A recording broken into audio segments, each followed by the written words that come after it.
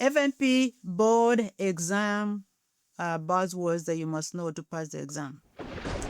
FNP buzzwords. What are the buzzwords? There are some special language that the exam will be speaking, when you are reading some questions. What are buzzwords? Buzzwords are like terms or phrases used.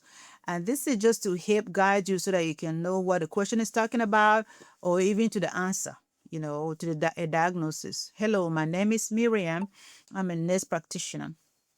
So, for example, you hear buzzwords about strawberry tongue or heart shaped on X-ray, a boot heart shape on the X-ray. Why don't they just tell you, okay, it's phallus or tetralogy or strawberry tongue? Why don't they just say Kawasaki or scarlet fever or any of that? No, they don't want to do that.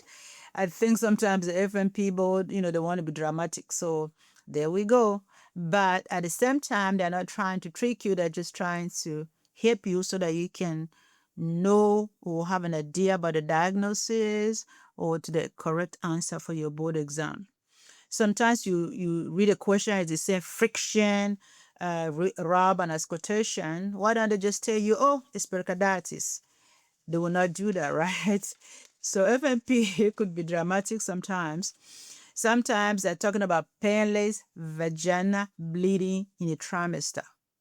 Okay, why don't you just tell us that that is what placenta previa? Why do you have to do that? So in other words, it's very important for us to learn what the buzzwords are. Okay, you read a question and they're talking about burial, chest plus prolonged expiration and then distant breath sounds. Okay, so why don't you just say, well, the patient present with COPD and da. They will not do that. So again, that is why it's very important for us to know those passwords. And talking about passwords, how about butterfly rash on the nose, on cheeks in a young woman, for example. So most of the time, until proven otherwise, they may be talking about what lupus.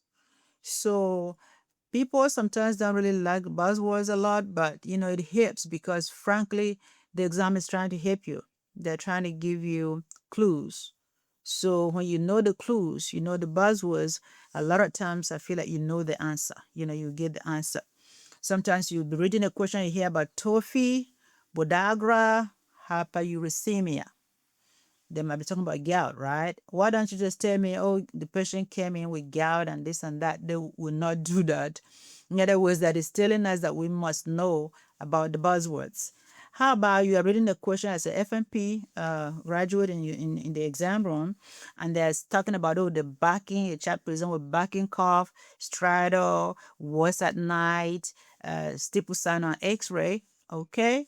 They don't want to just tell you that it's coop, right? They'll go ahead and go dramatic and explain all those things, and then so it's late for you. But imagine what will happen. Let's say you don't know much about buzzwords, then you get confused, right? You get lost sometimes, and that happens to students sometimes when they don't know much about the buzzwords. So or sometimes you are reading a question on the board exam or even your practice, and they're presenting a case and they say, oh, the person present with heat intolerance, they have weight loss, palpitations, fine tremors. Okay, instead of just telling you about hyperthyroidism, they will not say that, right? They go dramatic and start describing these words. Again, I call them buzzwords. You need to know the buzzwords. So sometimes they will say, oh, a patient present with heart swollen tender joint. Okay, what is that? Septic arthritis they're talking about. Why don't you just present a question and say the patient present with septic arthritis and blah, blah, blah, blah, blah. No, they will not do that. They'll present that. So then you have to figure out the treatment. In other words, the description will kind of give you the diagnosis that you know in your head, and then they want you to present a treatment. So the question will not come and say, oh, septic arthritis. The question will come and say all those descriptions, and then they might ask about the treatment plan too. So that's why it's very important to know the buzzwords. But I always feel like buzzwords are really a way of the exam still helping you to know the answer. So again, my thing is if you know the buzzwords, you know the answer. So my takeaway from this is that the board exam is not hiding the answers from you. Okay, they're giving you clues around the word.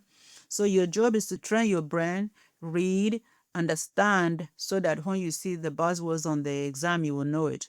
Again, that brings me to the problem where I see students complaining about, oh, I was practicing all these questions and I was getting 90 whatever percent, but then when I went to the exam, I didn't see a single question from the NP review courses. No, a lot of the questions sometimes they just use buzzwords, use different words, even though you might know it, but because you didn't know much about the buzzwords, you will not know that. So I have two resources for you. The first one is you get a free one, my FNP board exam pattern recognition starter kit from npexamprep.com. That one is free. But if you want to go deeper and know more about the buzzwords, I have another guide that says FNP board buzzword cheat sheets. Again, that is also on npexamprep.com. Thank you for your time. Thank you for watching. Leave your comments down below. Share this video and also subscribe for more FNP board tips. Thank you so much and see you in the next video.